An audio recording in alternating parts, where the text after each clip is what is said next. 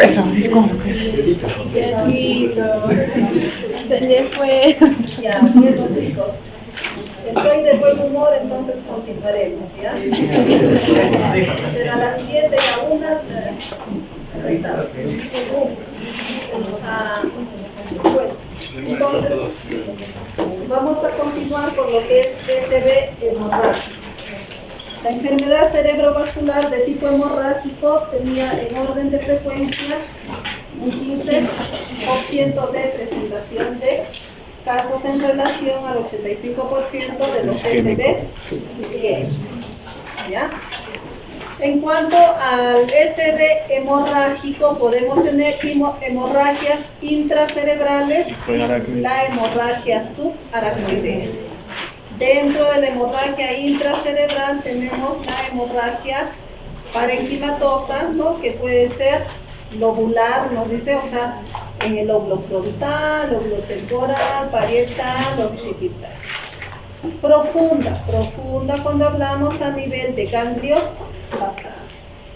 Troncoencefálica y cerebelosa. Entonces son las localizaciones anatómicas de una hemorragia encefálica o de un SB hemorrágico. Además de la hemorragia, ¿no?, que se divide intracerebral, aparte de la parenquimatosa, también tenemos la ventricular. ¿Y nosotros cuántos ventrículos tenemos en el cerebro? Dos laterales, tercero y cuarto. ¿Cuántos ventrículos tenemos, chicos? Tres, bueno, ¿Cuántos ventrículos con el corazón? No, ¿no? En el corazón, ¿cuánto tenemos? ¿4 ventrículos o 2 ventrículos? Ya están cansados. En el corazón tenemos 2 ventrículos. En el cerebro, ¿cuántos ventrículos tenemos? Tenemos los ventrículos laterales, tenemos el tercer ventrículo y el cuarto ventrículo. ¿Ya? Entonces, ¿cuántos ventrículos tenemos? 4, ¿no? Porque todos son laterales, ¿no? Tercer ventrículo, cuarto ventrículo. Ya. Y la hemorragia subaracnoidea.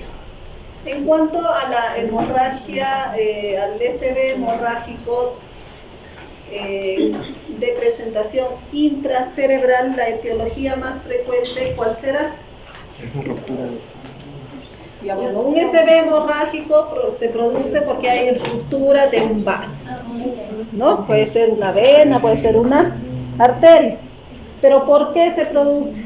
Porque hay un factor de riesgo que va a desencadenar esa ruptura. ¿Y cuál será la etiología más frecuente? La hipertensión. ¿Ya? La hipertensión es la etiología más frecuente de un SB hemorrágico. Sin embargo, nosotros tenemos que saber las localizaciones de las hemorragias. Si yo tengo una hemorragia, tengo un sangrado en ganglios basales, ¿se ubican dónde estarán nuestros ganglios basales? No, entonces si nosotros dibujamos al cerebro como un círculo, un corte transversal, un corte axial, ¿ya? Entonces ahí tenemos en la primera figura, tenemos una hemorragia intracerebral, ¿no? Que está en lo que son los ganglios basales. Los ganglios basales corresponden el núcleo caudado, corresponde el globus pallidus y el tálamo. Entonces son zonas profundas que están cerca de los ventrículos laterales. Entonces si yo tengo esas hemorragias de presentación en ganglios basales o zonas profundas, generalmente la etiología de la hemorragia es hipertensiva. Paciente que llega puede ser hipertenso, crónico, mal controlado, y en una de esas una impresión fuerte puede subir su presión, ¿ya? Y hay una ruptura de vasos. Si yo tengo una hemorragia, pero no profunda, sino una hemorragia más bien más cortical, una hemorragia periférica, una hemorragia cerca a la corteza cerebral, entonces ahí yo voy a pensar en otra etiología. ¿Ya? Generalmente las hemorragias de localización periférica, de localización cortical, generalmente están asociados a malformaciones arteriovenosas en pacientes jóvenes. Y en pacientes adultos, ancianos, encontrar hemorragias intracerebrales, intraparenquimatosas, más está en relación a amiloidosis. ¿Ya? Muy bien, entonces, hemorragias profundas en los ganglios basales, generalmente la causa hipertensiva, hemorragias periféricas en la corteza, generalmente asociadas a malformaciones arteriovenosas. ¿Ya? Las hemorragias que tenemos también a nivel del tronco encefálico, del cerebelo, también son generalmente de etiología hipertensiva, generalmente. Las hemorragias intraventriculares, la etiología también generalmente son de tipo hipertensivo, ¿ya? Pero sin embargo,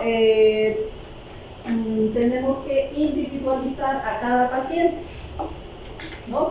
De acuerdo a la edad, de acuerdo a la localización de la hemorragia, ¿no? Vamos a hacer nosotros un diagnóstico etiológico. Si yo tengo un paciente de 30 años y tiene una hemorragia a nivel lobular, a nivel del lóbulo frontal, pero muy periférico, ¿no? Entonces, ¿en qué estaré pensando en este paciente? Que llega a la emergencia con una cefalea muy intensa y se desmayó.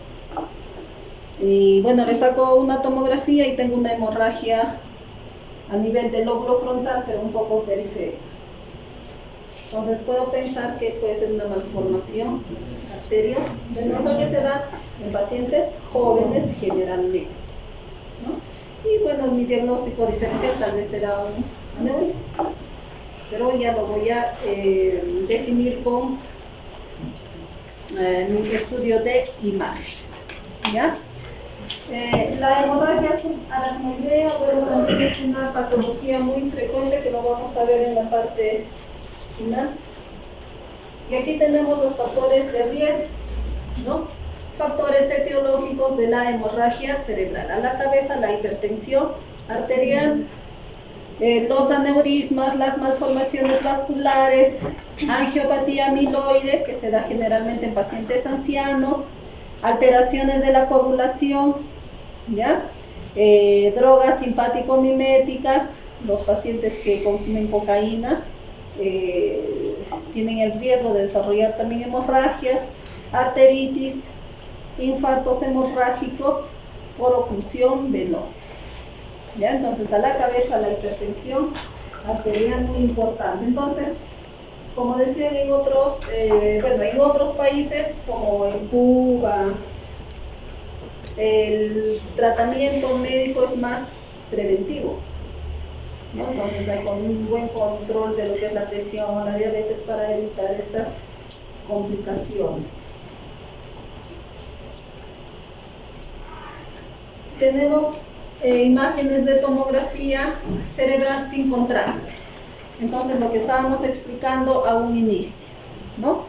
Si yo tengo esta tomografía cerebral sin contraste, es un corte axial, ¿no? En la cual yo puedo ver el cerebro y veo una hiperdensidad. Cuando hablamos de hiperdensidad, es la densidad parecida al hueso, o sea, blanquito. Entonces, ahí estamos viendo que hay una hiperdensidad a nivel del tálamo derecho, nos dice, ¿ve? Ahí está el tálamo derecho. Entonces nos dice que esta tomografía se ha tomado en las primeras 6 horas del episodio.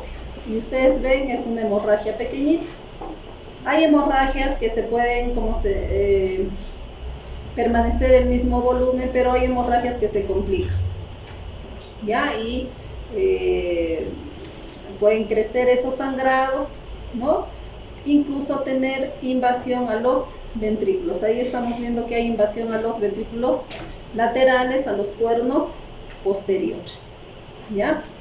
Entonces la figura A nos dice que es una hemorragia de 6 horas, y la otra, al quinto día hemos visto que esta hemorragia ha continuado, ¿no? Y ha invadido lo que es ventrículos, ¿ya? ¿Qué más ven en esa imagen? Hay una leve desviación de la línea. Bien, ¿ya? Entonces esas son algunas tomografías para que puedan aplicar, ¿no? Conclusión, entonces las hemorragias a nivel profundo, generalmente la etiología hipertensiva.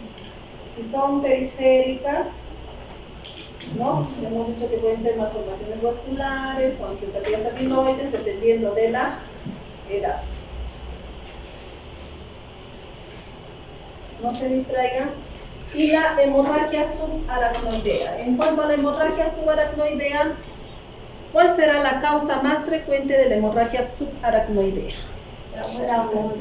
Las traumáticas son las más frecuentes, ¿ya? Ahora, las hemorragias subaracnoideas pues las dividimos en traumáticas y espontáneas. Dentro de lo más frecuente, las traumáticas, encontramos un gran porcentaje de casos que ingresan a la emergencia, y las hemorragias subaracnoideas espontáneas, la causa más frecuente, ¿cuál será? De las hemorragias subaracnoideas espontáneas, la ruptura de los aneurismas, ¿no? Entonces, la hemorragia subaracnoidea de causa espontánea, la causa más frecuente son las aneurismáticas. La ruptura de un aneurisma nos da hemorragias, ¿ya?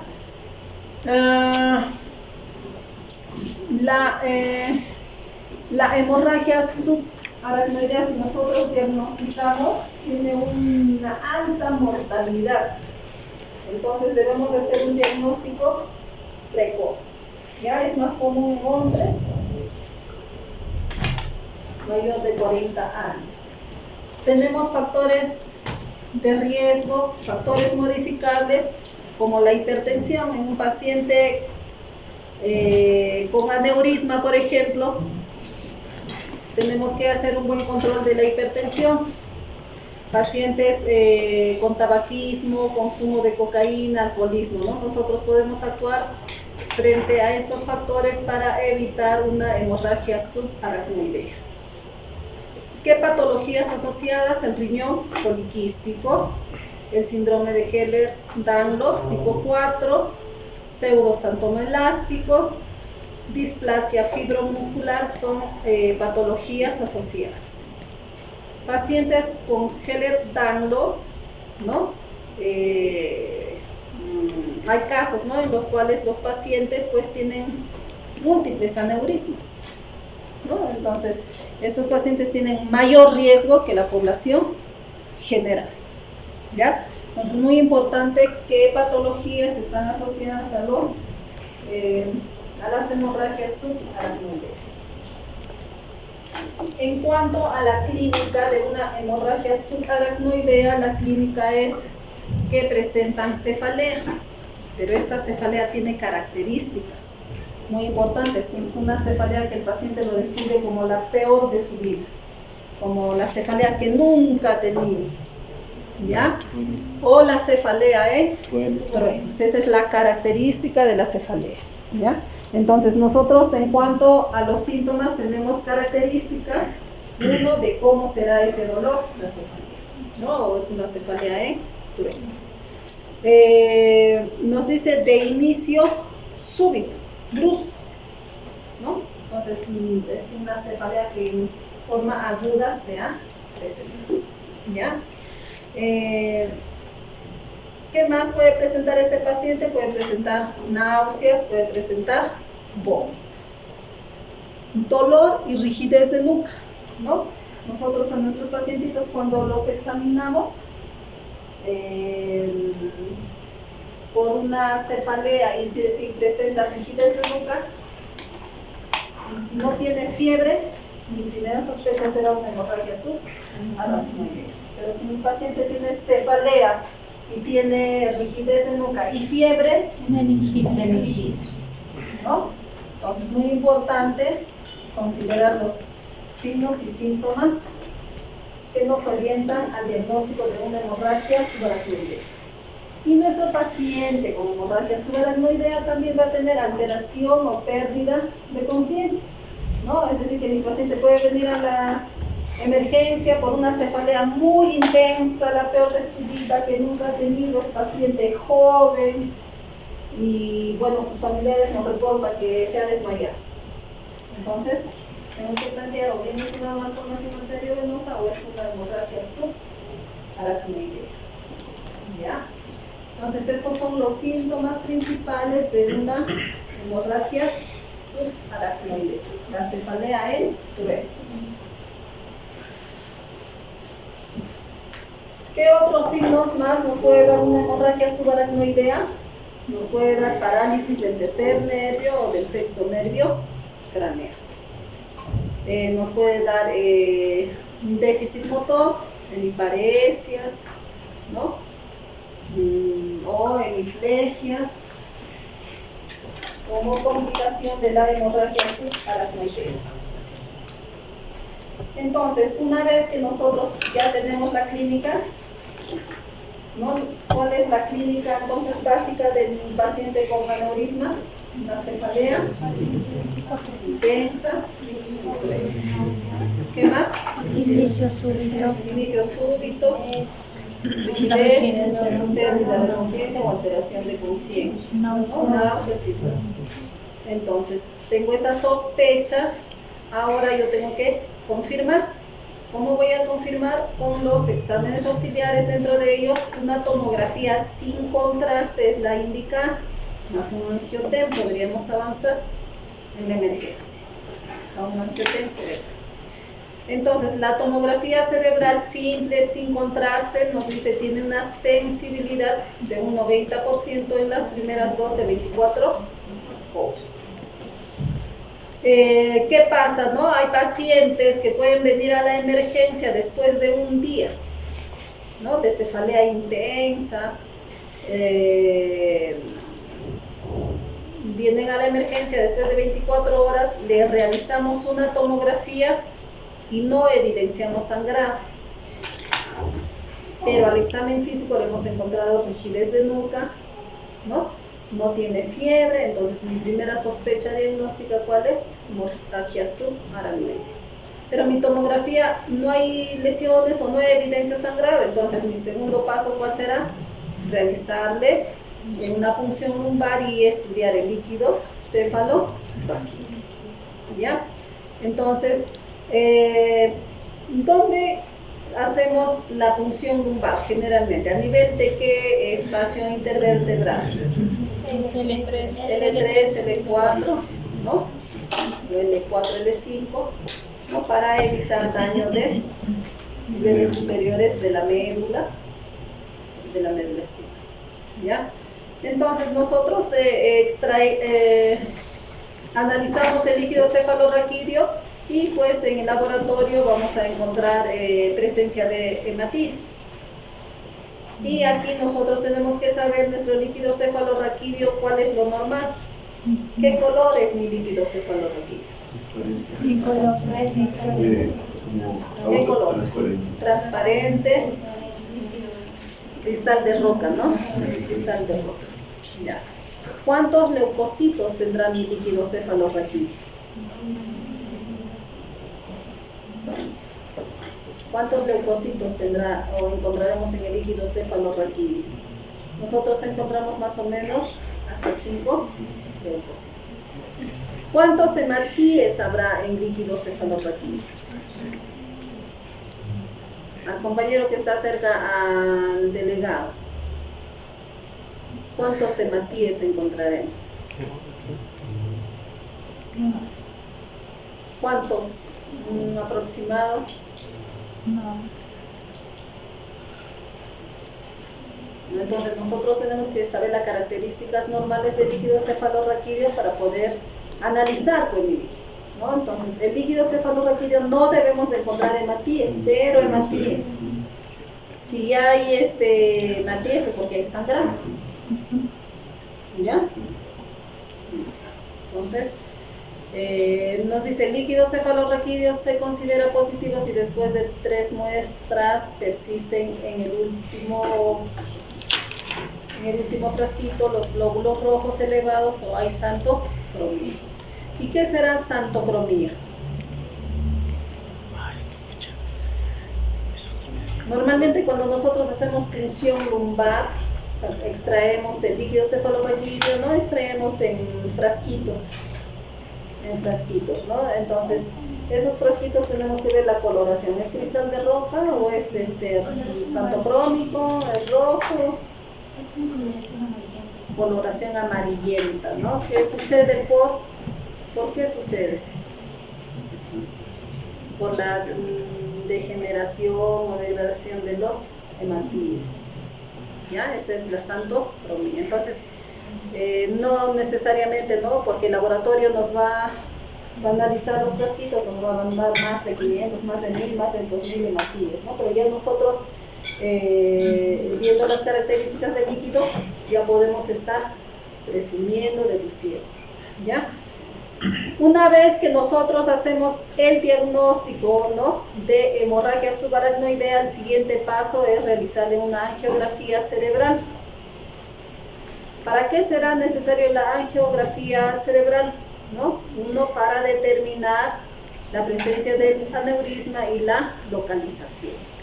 ¿Ya? Entonces ahí nos dice, si la punción lumbar o la tomografía son positivas o los resultados son dudosos, debe realizarse una angiotomografía o una angiografía cerebral para definir o ubicar el origen del sangrado. Y si nosotros hacemos el diagnóstico de hemorragia subaracnoidea por un aneurisma, ¿no? Entonces también ahí ya interviene lo que es neurocirugía para el tratamiento del aneurisma, dependiendo de la estabilidad del paciente. Muy bien.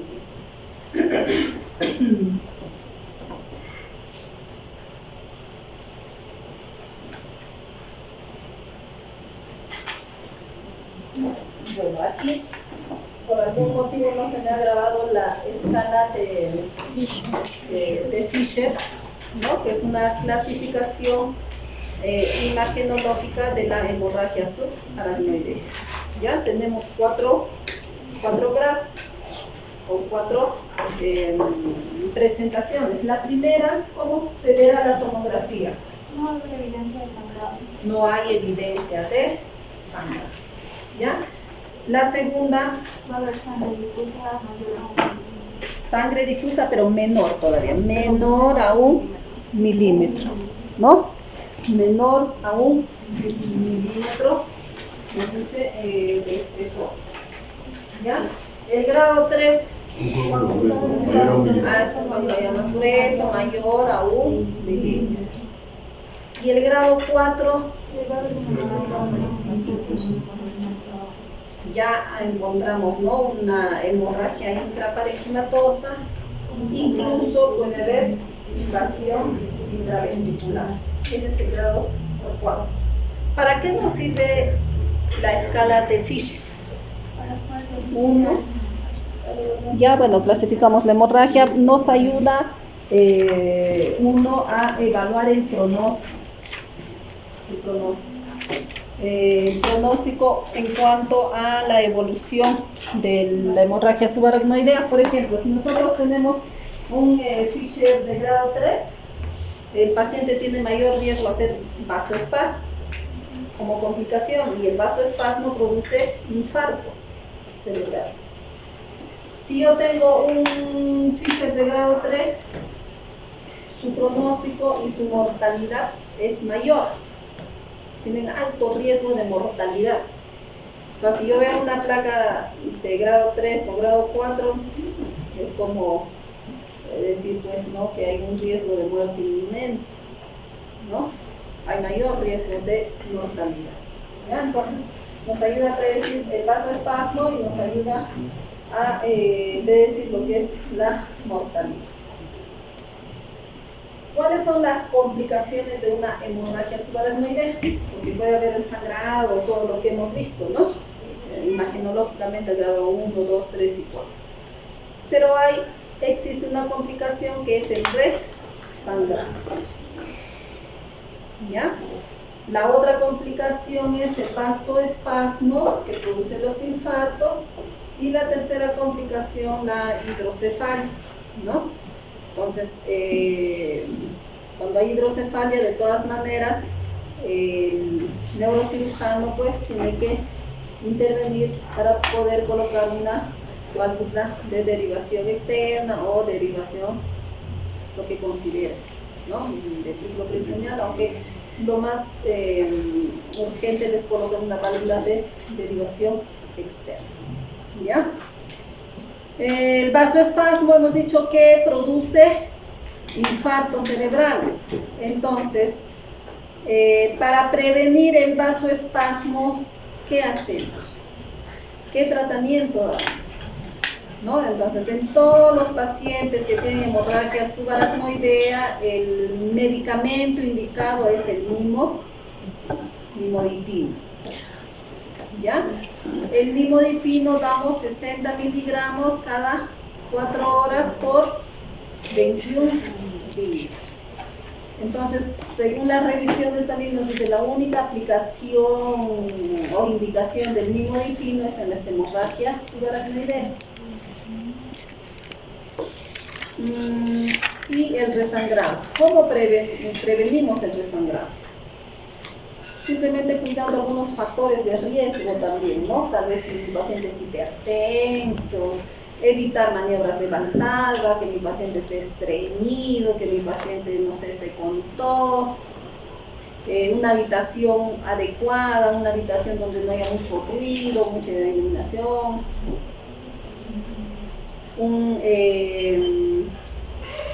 una buena oxigenación, una buena hidratación, ¿ya? Entonces de esa manera nosotros podemos prevenir. Y el resangrado, ¿en qué día será más frecuente?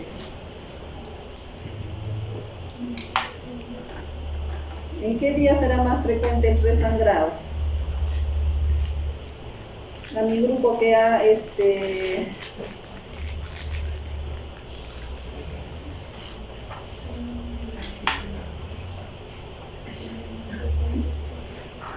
¿en qué,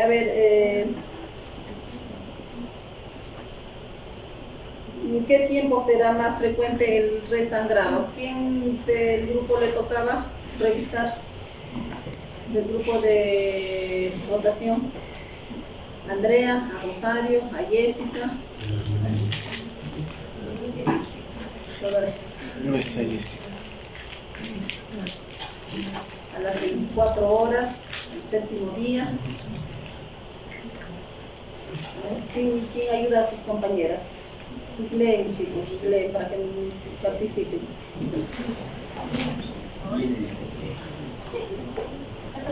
Si no, el chat GPT.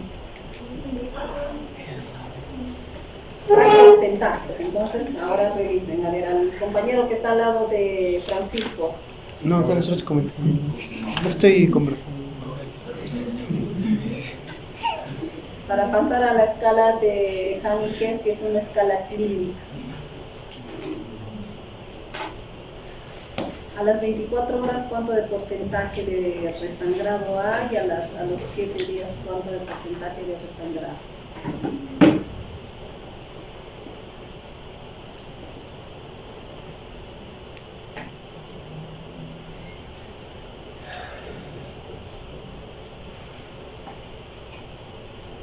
¿Ya? A la que iba a hacer su tarea, avanza, que es tu tarea, porque mañana te voy a preguntar.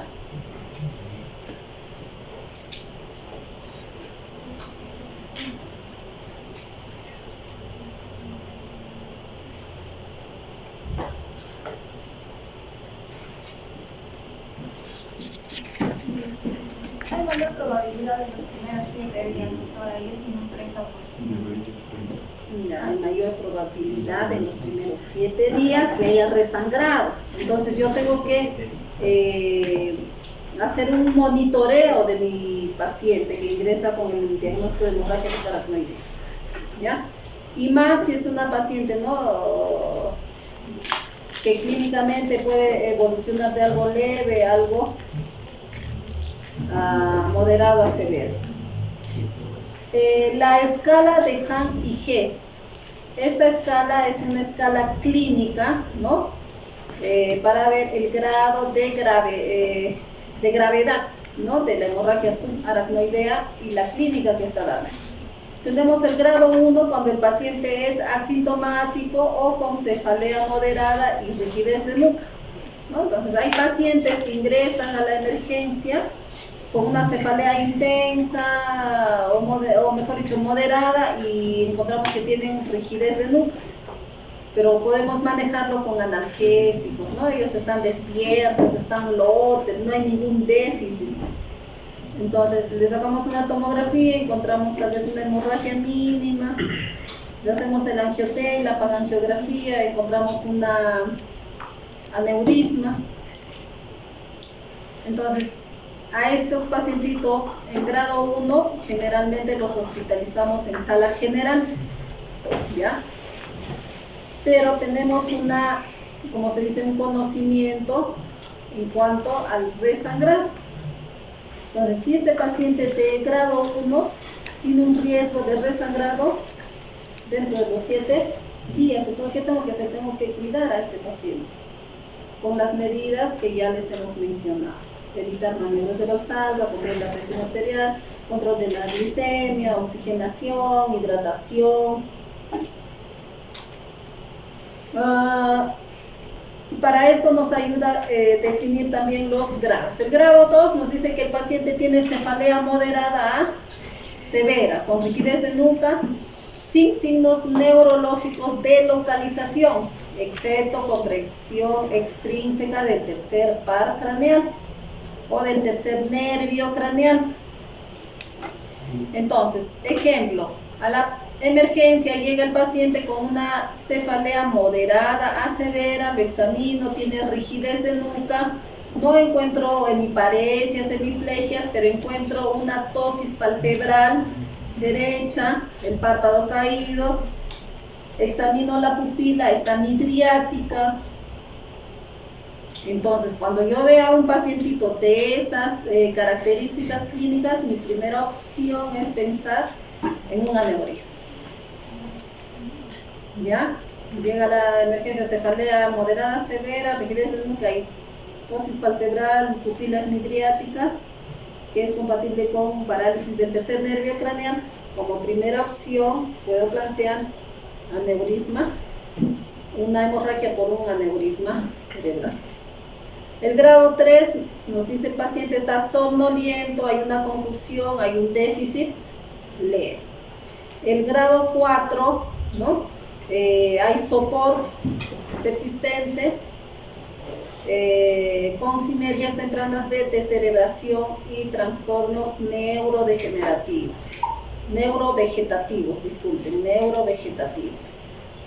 ¿Qué trastornos neurovegetativos conocerán? ¿Y cómo es la postura de descerebración? Ustedes ya están en 8º ciclo, entonces ya lleva semiología, ¿no? ¿No? Entonces Jessica nos está enseñando cómo es descerebración, ¿no? Entonces las manitos, ¿no? Es descerebración. ¿Ya? Descerebración es cuando hace pacientes. ¿Decorticación cómo es?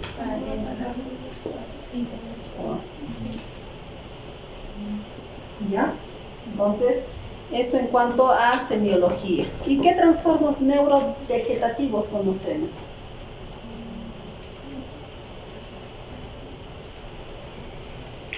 Ejemplo de trastornos neurovegetativos. Somnolencia. No, somnolencia no. ¿Qué trastornos neurovegetativos, funciones vegetativas que tenemos nosotros? Revisen pues para que intervengan. ¿Cómo? Taquicardia postural. Ya, un trastorno neurovegetativo es una taquicardia, hipertensión, hipotensión, puede ser hipotensión, puede ser bradicardia, puede ser taquicardia, hipercapnia, hipocapnia. Son trastornos neurovegetativos. Grado 5, mi paciente está en coma, ¿no? Y hay signos de descerebración evidentes. El grado 5 ya pues, si yo tengo un paciente en grado 5, su riesgo de mortalidad es muy alto, como decir un 90-35% de mortalidad. Ya. La escala de Canning-Hess nos ayuda para ver el grado de gravedad y para definir dónde voy a tratar a mi paciente, si es en una unidad de cuidados generales o en una unidad de cuidados intensivos. El grado 1 a 2 todavía puedo verlo en sala general o podría hospitalizar, pero existe el riesgo de resangrado, entonces tendrá que estar en un área intermedia de mayor cuidado. Grado 3, 4 y 5 ya pasa a la UCI, ¿ya? Entonces, las dos escalas, ustedes, la escala de Fisher y la escala de Canning-Hess en sus cuadernos de teoría, ¿ya? En el cuaderno de teoría. En cuanto al tratamiento, ¿no? De hecho, que el tratamiento, si encontramos un aneurisma, ya pues el tratamiento es como dice quirúrgico, ¿no? Pero de acuerdo a los grados también podemos tratar. Grado 1 a 2, ya sabemos que debemos hacer una tomografía, hay una intervención quirúrgica, ¿no? Reposo en cama, con la cabeza en alto, y todas las medidas generales, ¿no? Una buena oxigenación, evitar maniobras de Valsalva, tos, estreñimiento, repetimos nuevamente, evitar ruido, estar en una sala tal vez aislada, algunos líquidos, ¿no? Jessica, por ejemplo, tú estás en la UCI, Jessica, cuando has tenido pacientes de UCI también han, como se dice, algunos necesitan otro tipo de soluciones, ¿no? Sí, Por ejemplo, ¿qué soluciones se administran a los pacientes con hemorragia subaracnoidea? Manitosa. Ya, puede ser. También la solución importante. Pero eso ya cuando están en UCI. Ajá, entendiendo cuál es el valor del agua y todo eso. Ya. Líquidos, ¿no? Grado 1 a 2, líquidos. Control de la presión arterial, ¿no? Evitar la hipertensión, analgesia, ¿no? El paciente viene con un dolor de cabeza intenso, entonces tenemos que controlar el dolor, analgesia, anticonvulsivantes, algunos pueden dar como profiláctico, la fenitoína, ¿ya? En grado 3 y 4 ya mi paciente tiene que estar en UCI, dice traslado a UCI, o sea, unidad de cuidados intensivos, ¿no? Pueden dar diferentes tipos de tratamiento, infusión continua de dopamina, y en el grado 1, 2, 3 y 4 igual, el nimodipino es el indicado para prevenir el vasoespasmo. Ahora el nimodipino estoy indicando ¿cuánto? 60 miligramos cada 4 horas por 21 días. ¿Ya? Entonces, ustedes van a hacer una revisión, ¿no? Una evidencia de un artículo, ¿ya? Cada uno de ustedes busca su artículo en cuanto al tratamiento de la hemorragia subaracnoidea. Para evitar el vasoespasmo usamos nimodipino, ¿ya? Y bueno, la evacuación quirúrgica inmediata en el grado 3 a 4. En el grado 3 a 4, ¿qué tenemos? Ya tenemos un hematoma intraparenquimal que puede ser grande, ¿no? Extenso. Entonces, ¿qué hace el neurocirujano? Evacúa. Si hay una invasión intraventricular, también tendrá un tratamiento de evacuación. Y bueno, el tratamiento en sí de aneurisma. Muy bien, esto respecto a la hemorragia subaracnoidea. Entonces, tengamos como conocimiento que la hemorragia aracnoidea hay que hacer un diagnóstico precoz, ¿ya? Un diagnóstico adecuado cuando llegan a la emergencia y un tratamiento también precoz. Hay pacientes que llegan a la emergencia por cefalea y la cefalea es un síntoma, ¿no? Un síntoma muy frecuente por el cual acuden a la emergencia. Pero a veces, frente a tanta demanda de pacientes, ¿no? En las emergencias a veces se les pasa, ¿no? Les dan de alta a los pacientes y regresan ya complicados.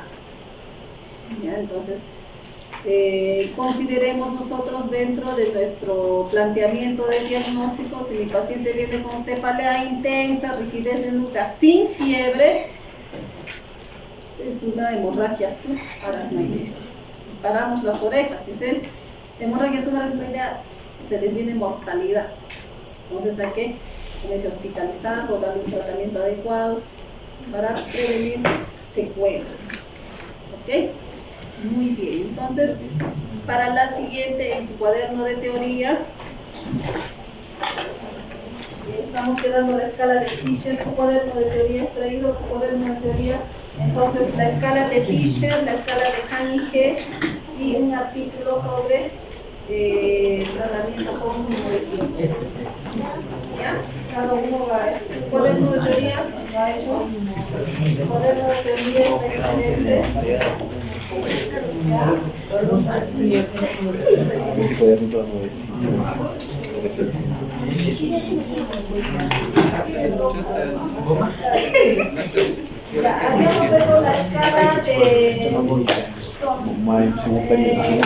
Algunas escalas para revisión. La escala del ABC de 2.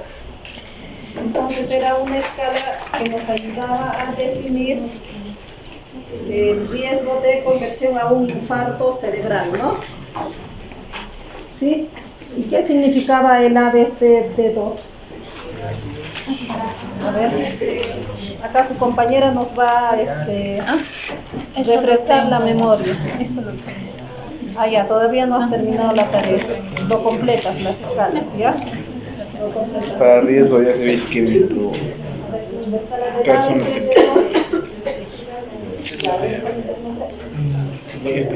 ya, como Alaria Tobar nos va a reportar, nos va a dar un informe de la escala del ABCD2. Entonces no solo se conforma con la generalidad que hemos hablado, sino también cuando yo tengo un paciente que ingresa a la emergencia por un accidente isquémico transitorio, lo hospitalizaré, no lo hospitalizo, ¿qué hago con ese paciente? Me ayuda también para poder evitar que mi paciente tenga un infarto cerebral en los próximos días. ¿Ya? A ver, Socola, ¿qué criterios tiene la escala del ABCD? La A, ¿qué significa? H en inglés, edad. Ya, A de H, edad. En donde dice que los mayores de 60 años, si este paciente tiene un punto de 0, se dice que no, y sí, un punto. Ya, ¿mayor de cuántos años, chicos? 60. Mayor de 60 años. Ya, le doy un puntaje de menos de 60 años. ¿Qué más? El B. presión arterial. Presión arterial. Mayor de 140 sobre 90. 140 sobre 80. ¿Cuánto de puntaje le doy? 140 sobre 90. Ya, 140, 80, 90, ya es ya, está bien. 140 sobre 90, ¿ya? Lo otro, A, B, C. ¿C de qué? De clínica. O sea, la clínica que tiene las manifestaciones clínicas. ¿Ya? 2, si tiene debilidad unilateral con o sin alteración del lenguaje. 1, con alteración sin debilidad unilateral. Y 0, ninguno de estos. ¿No? Entonces, si tiene afasia, le doy un puntaje de 1.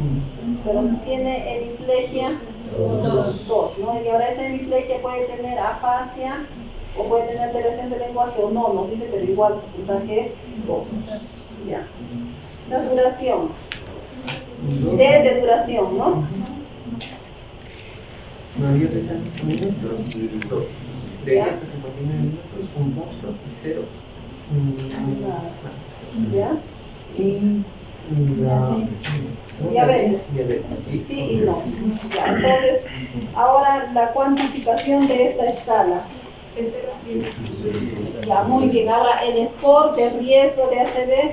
0,3 bajo, 4,5 intermedio y 6 a 7. De 6 a 7 tiene un riesgo alto. Ya, él tiene el score de acuerdo al puntaje, ¿no? Riesgo bajo, intermedio y alto de 6 a 7. Ya. Que en cuanto a porcentajes, también consiguió porcentaje. Por ejemplo, si yo tengo un puntaje más de 4. Para el tratamiento, doctor.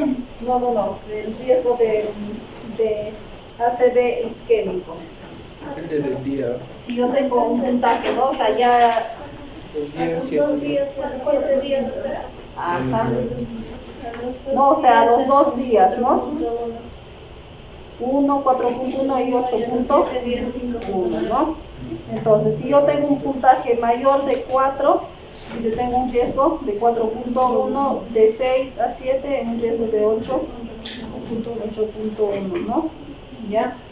Entonces, ¿qué significa? A los 2 días, mi paciente puede hacer pues un infarto. Entonces, cuando yo tengo un puntaje más de 4, ¿ya? Existe un riesgo intermedio alto de desarrollar un infarto cerebral. Entonces a este paciente no le voy a mandar a su casa, lo voy a hospitalizar, porque si ustedes lo mandan a casa, al día siguiente puede ser que venga con un infarto cerebral. ¿Ya? Entonces, el paciente que ingresa a la emergencia por un accidente isquémico transitorio y tiene su score, ¿no?, del ABC de 2 más de 4, lo hospitalizamos.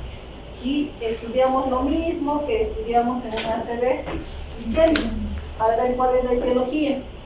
Le estudiamos en este accidente isquémico transitorio si es cardioembólico.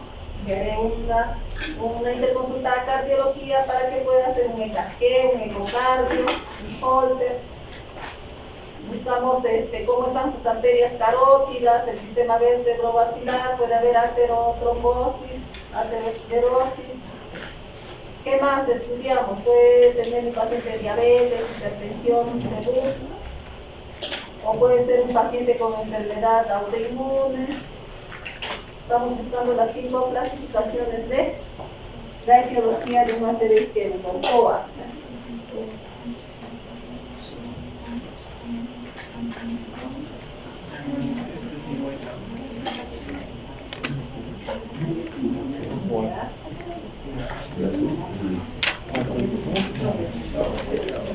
Complicaciones. Waiter.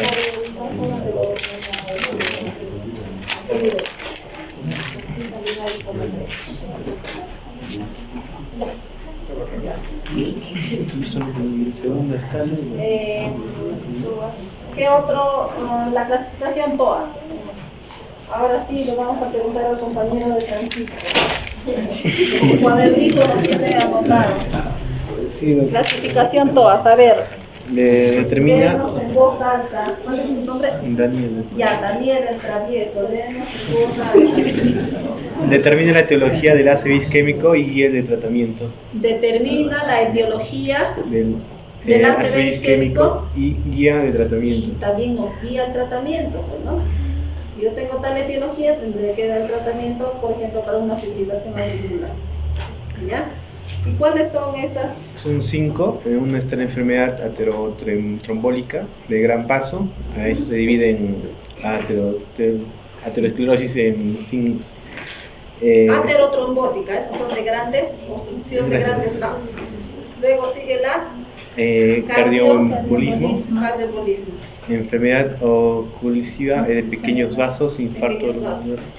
Otras causas y de origen indeterminado. De origen indeterminado. ¿Ya? El FAST. ¿En qué nos ayuda el FAST? Avisaje rápido para el ACV. FAST. ¿F de qué? Rostro. Facebook, ¿no? La F de face. Entonces nos ayuda a ver la simetría facial. La simetría del nasogeniano, ¿no? Entonces, ahora, la parálisis facial de tipo periférico y de tipo central. De tipo periférico se paraliza toda la mitad de la cara, desde la frente hacia abajo. Pero si se paraliza solo la parte inferior del ojo para abajo, más está en relación a un infarto cerebral. Entonces tienen que diferenciar entre una parálisis de tipo central y la parálisis facial de tipo periférico.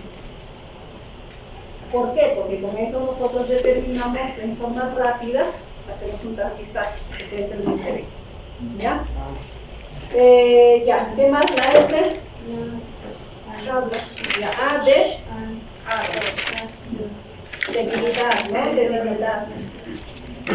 Extremidades. Puede tener una hemiparesia, una hemiplegia, una monoparesia. Ya, luego que sigue. El lenguaje.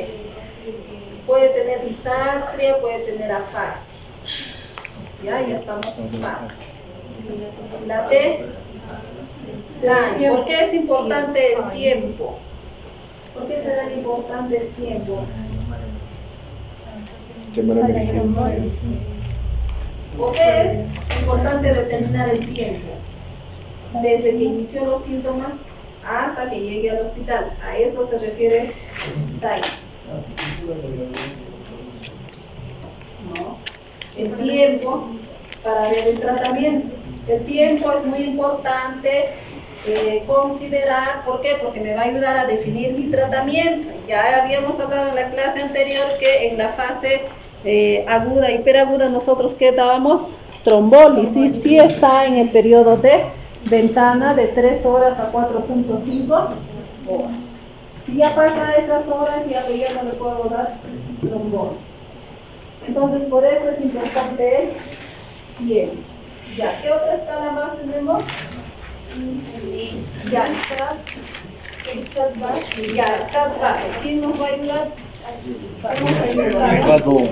Carlos nos va a ayudar porque ha hecho una buena revisión. A ver, Carlos, el chat. Entonces, compañera de chat 2, ya, ella va a hacer el chat 2 y el chat base. Empezamos. El chat. ¿En qué nos entra el chat? Es un sistema de computación que se utiliza para evaluar el riesgo de accidente cerebrovascular en pacientes con fibrilación auricular. ¿Ya? ¿Le han escuchado? Ya, un poquito más. Voy a subir de volumen. Ya. Es un sistema de puntuación que se utiliza para evaluar el riesgo de accidente cerebrovascular en pacientes con fibrilación auricular. Su principal utilidad es determinar si un paciente necesita tratamiento con anticoagulantes para prevenir trombosis o embolias. Ya, encontramos 5 criterios que es una escala. Chats, ¿no? Son siglas que nos dan que significa algo. La C de qué es? De una cardiopatía, de insuficiencia cardíaca congestiva. La H de Hipertensión arterial. Hipertensión, la de edad de 75 años, la D de diabetes mellitus y la S de ictus previo. Chats. Entonces es C, H, A, D y S. Chats, ¿no? El S es de stroke. Un stroke previo, un infarto previo. Muy bien. ¿La puntuación cómo es? En insuficiencia cardíaca se lo considera un punto.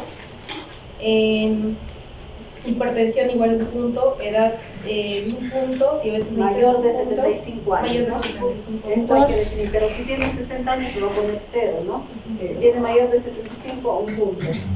En diabetes mellitus un punto y en ictus previo 2. Ya. En 0 puntos, el riesgo bajo en ictus. No se recomiendan anticoagulantes, solo antiinfeccetarios o control de factores de riesgo. Cuando el paciente cuenta con un punto, el riesgo moderado y se puede considerar anticoagulantes o antiagregantes, ¿no? Según el caso que se ve. Cuando es mayor o igual de 2 puntos, el riesgo es alto y se recomienda anticoagulantes con warfarina o anticoagulantes directos. Como como anticoagulantes directos como Apixaban, Rivaroxaban y Dabigatran. Ya, esos son los anticoagulantes modernos, ¿no? Que estamos usando. Con mayor de 2 necesita anticoagulación y hay un riesgo alto de enfermedad cerebrovascular. Entonces, ¿qué pasa si yo tengo un paciente que ingresó por infarto cerebral y es fibrilador auricular, lo mando de alta, solo con su aspirina a casa, no va a regresar? Tengo infarto cerebral. Tengo que anticoagular para prevenir que suceda otro infarto cerebral. Ya, muy bien. El CHADVAS es una herramienta para evaluar el riesgo de accidente cerebrovascular, pacientes con fibrilación auricular. Se dividen en insuficiencia cardíaca congestiva, hipertensión arterial, edad, diabetes mellitus, accidente cerebrovascular, enfermedad vascular y edad y sexo. Entonces el CHADVAS. Este es el actualizado del chat. ¿No? Ya, entonces el CHADS-2, acá el CHADS-2 es porque al último le pone ictus previo, puntaje 2. El CHADVAS-2, ¿no? Ahí ¿qué hay? ¿Qué agregan? Aparte de los criterios anteriores, agregan una enfermedad vascular, infarto agudo de miocardio, enfermedad periférica. Cuando nosotros hablamos de enfermedad periférica, ¿qué puede ser? ¿No? Porque nos dice una enfermedad vascular. Vasculitis. Por ejemplo, los pacientes pueden tener varices. Entonces hay pacientes que tienen sus varices muy severas, ¿no? Tortuosas. Entonces los pacientes tienen un riesgo de presentar un infarto cerebral. Entonces para eso nos hacen como se dice, este score, ¿no? Ampliado para también incluir a los pacientes con infartos agudos de miocardio y enfermedades periféricas como las varices. Edad, y aquí nos considera una edad, en el chat es mayor de 75, ¿no?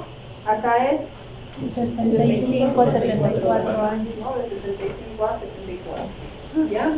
Y agrega algo más, el sexo, ¿no? Si es que es mujer, le da un punto más, ¿no? Muy bien, entonces, ahora, ¿cuánto anticoagulamos? Dice, mayor o igual a 1 punto en hombres, ¿no? Mayor o igual a 2 puntos en mujeres. Anticoagulación recomendada. Ya, entonces, esto también nos ayuda a incluir lo que es el sexo femenino o masculino. ¿Ya? Muy bien, chicos, he revisado sus cuadernos, han cumplido, excepto Carlos ha cumplido, excepto el cuaderno. ¿Cuál es tu nombre? A ver, voy a ver, todos han cumplido, creo. Ya, chicos, nos vemos a la siguiente clase, ¿ya?